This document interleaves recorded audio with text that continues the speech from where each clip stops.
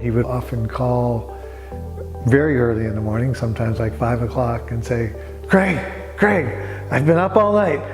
You gotta come see it. You gotta come see it. And I said, okay. And I learned you had to go see it, because I'd go to his apartment and the apartment would be filled with these amazing things that he'd been working on for 2 or 3 nights straight without sleeping.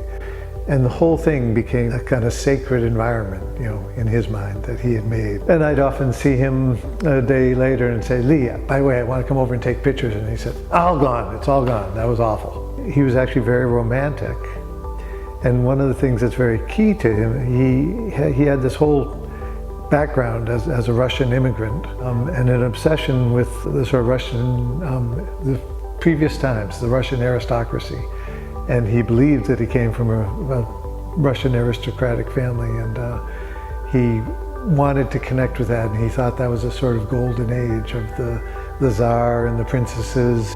They're sort of surreal and playful and completely outside of the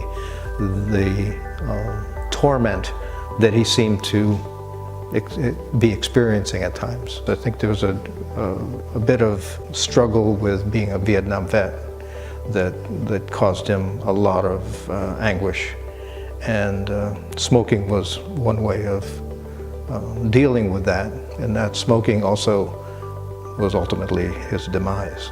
I think his art was his way of making connections to people in a serious way, not in a superficial way. He left us a lot of information here, so in time here in Keene. I think we're extraordinarily fortunate to have had an opportunity to be here with him.